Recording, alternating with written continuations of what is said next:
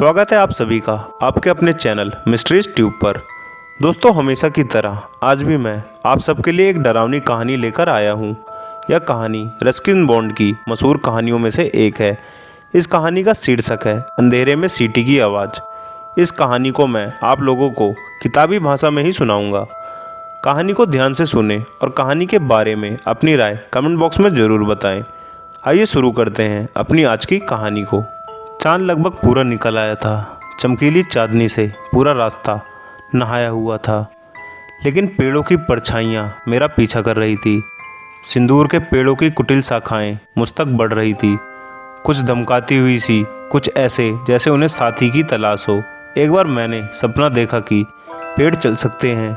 ऐसी एक चांदनी रात में उन्होंने खुद को अपनी जड़ों से थोड़ी देर के लिए अलग कर लिया, एक दूसरे से मिले और पुराने दिनों को याद किया, क्योंकि उन्होंने बहुत सारे लोग और घटनाएं देखी हुई थी, खासकर पुरानी। और फिर सुबह होने से पहले वे उसी जगह पर लौट आते हैं जहां वे बड़े होने के लिए अभिशप्त थे।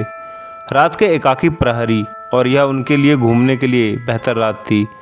वे घूमने के लिए बेताब थे। पत्तों की बेचैन सरसराहट, पेड़ के तनों की चरचराहट, ये वे आवाज़ें थी जो उनके अंदर से उस रात की खामोशी में आ रही थी।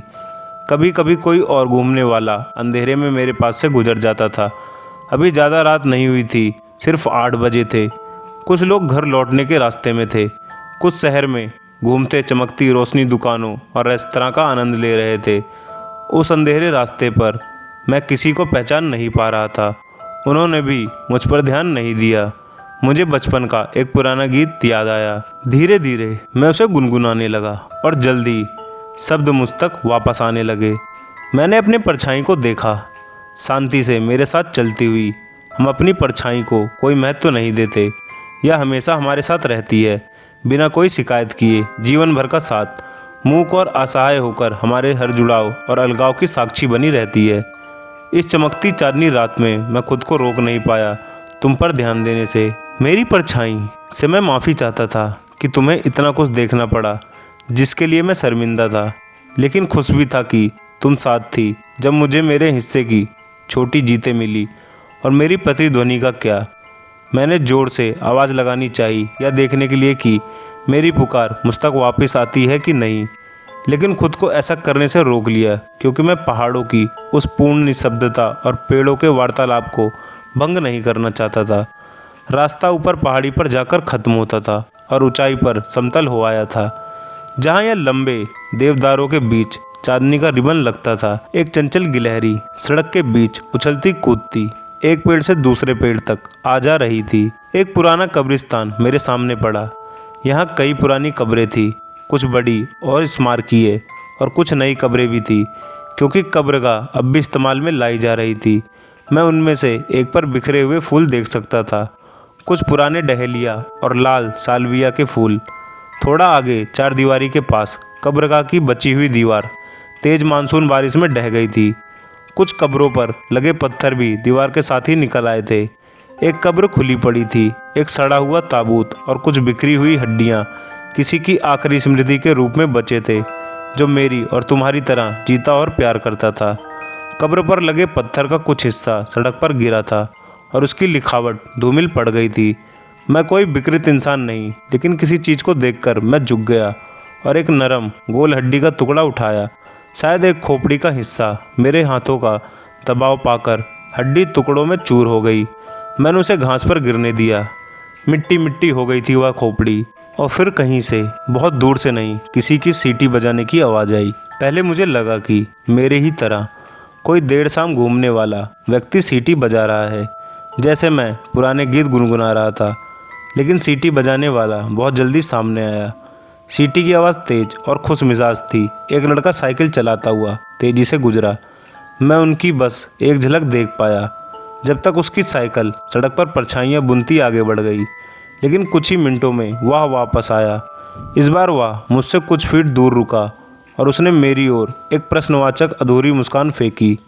एक दुबला पतला सांवला 14 या 15 साल का लड़का। उसने स्कूल का ब्लेजर और पीला स्कार्फ पहना था। उसकी आंखों में चांदनी अपनी पूरी तरलता के साथ चमक रही थी। तुम्हारी साइकिल में घंटी नहीं है? मैंने पूछा। उसने कुछ नहीं कहा, बस अपने सिर को एक तरफ हल्का झुकाते हुए मुझे देखकर मुस्कुराया। मैंने अपना हाथ आगे बढ़ाया और मुझे लगा कि वह मुझसे हाथ मिलाएगा, लेकिन तभी अचानक एकदम से वह मेरे आगे बढ़ गया, प्रफुल्लित होकर सीटी बजाते हुए, हालांकि बिना लय के। एक सीटी बजाता हुआ स्कूली लड़का।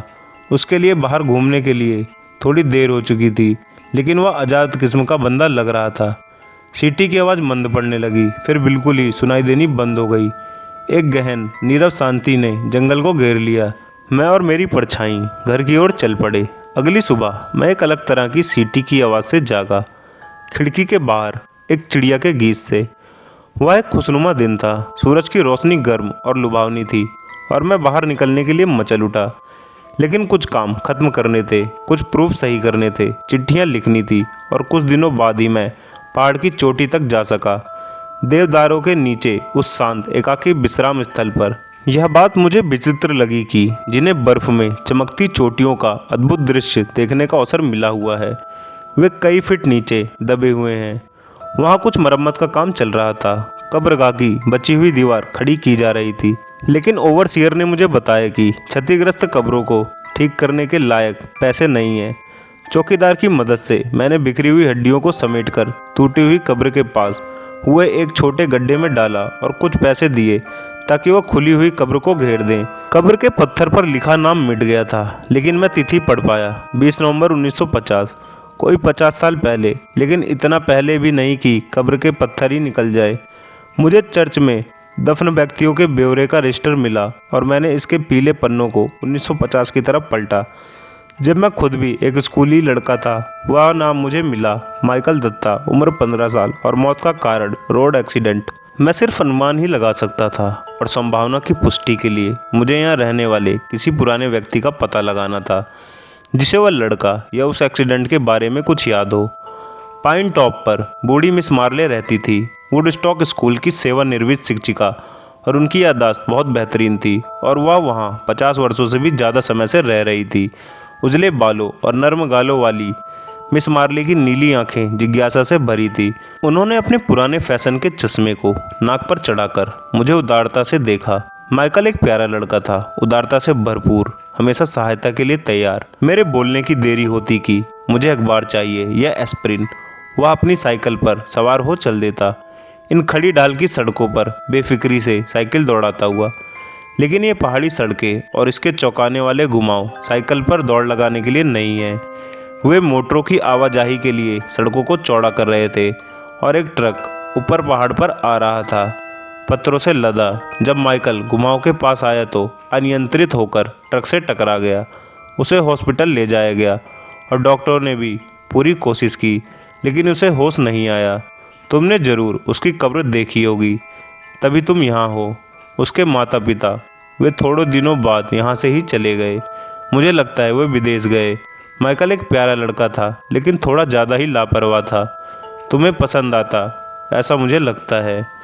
मैंने उस प्रेस साइकिल सवार को फिर कुछ दिनों तक नहीं देखा, हालांकि मैंने उसकी उपस्थिति कई बार महसूस की। और जब सर्दी की एकाकी शाम को मैं उस निर्जन कब्रगाह के पास से गुजर रहा था, मुझे लगा कि मैंने उसकी सीटी की आवाज़ दूर से आती सुनी है, लेकिन वह सामने नहीं आया। शायद यह बस एक सीटी की प्रतिध्वनि थी जो मेरी अवास्तविक परछाई से संवाद कर रही थी। कुछ महीने बाद मैंने उस मुस्कुराते चेहरे को दोबारा देखा और यह मेरे सामने कोहरे से निकलकर आया जब मैं भीगो देने वाली मानसून की बारिश में घर लौट रहा था। पुराने कम्युनिटी सेंटर में मैं एक रात्रि भोज के लिए गया था और एक बहुत ही संकरे और भवों की तरह खड़े रास्ते से घर की ओर लौट रहा था। शाम से ही भयंकर तूफान अपने आने की चेतावनी दे रहा था। पहाड़ों की तरफ गहरा कुहासा छाया हुआ था। यह इतना घना था कि मेरी टॉर्च की रोशनी उससे टकराकर लौट रही थी। आकाश में बिजली चमक रही थी और बादल पहाड़ों के बीच गरज रहे थे। बारिश बहुत तेज हो गई थी। मैं धीरे धीरे सावधानी से पहाड़ों की तरफ से आगे बढ़ रहा था। तभी बादल गरजे और मैंने उसे कुहासे से निकल मेरे आगे खड़ा पाया। बिल्कुल वही दुबला पतला सांवला लड़का जिसे मैंने कब्रगाह के पास देखा था। वह मुस्कुराया नहीं, इसके बजाय उसने अपना हाथ ऊपर मुझे देखकर विदा में हिलाया। मैं थोड़ी देर असमंजस में स्थिर खड़ा रहा। कुहासा थोड़ा छटा और मैंने देखा कि वह रास्ता गायब था। मेरे कुछ फीट आगे की जगह खाली थी और चट्टान के नीचे लगभग 100 फीट की खाई। जैसे ही कटीली झाड़ियों का सहारा लेते हुए पीछे की ओर बढ़ा, वह लड़का गायब हो गया था। मैं लड़खड़ाते हुए कम्युनिटी सेंटर की ओर वापस लौट आया और रात लाइब्रेरी में कुर्सी पर बैठकर काटी। मैंने उसे फिर नहीं देखा, लेकिन एक हफ्ते से जब मैं तेज बुखार में बिस्तर पर पड़ा था, मैंने नीचे खिड़की पर उसकी सीटियों की आवाज़ सुनी। क्या वह मुझे अपने पास बुला रहा था, मैंने सोचा, या बस वह दिलासा देने की कोशिश कर रहा था कि सब ठीक है। मैं बिस्तर से उठा और बाहर झांका, लेकिन मुझे कोई दिखाई नहीं दिया। समय समय पर जब मैं उसकी सीटियों की आवाज़ सुनता रहा, लेकिन जैसे जैसे मैं ठीक होता गया, यह आवाज़ मंद पड़ते पड़ते फिर एकदम से बंद हो गई। पूरी तरह ठीक होने के बाद मैं पहाड़ की चोटी पर फिर से घूमने जाने लगा। हालांकि मैं अंधेरा होने तक कब्रिस्तान के पास घूमता रहता और निर्जन सड़क पर चहलकदमी करता रहता, लेकिन मैंने उसे दोबारा नहीं देखा या उसकी सीटी की आवाज़ नहीं सुनी। मुझे अकेलापन महसूस हुआ। मुझे एक दोस्त की ज़रूरत हुई, भले हुआ एक प्रेस साइकिल सवार क्यों ना हो, लेकिन वह सिर्फ पेड़ थे। तो दोस्तों, आज की कहानी यहीं ख़त्म होती है। कहानी पसंद आई हो तो चैनल को सब्सक्राइब और वीडियो को लाइक ज़रूर करें। मिलते हैं एक और रोचक वीडियो के साथ। तब तक के लिए आप सभी को मेरा नमस्कार।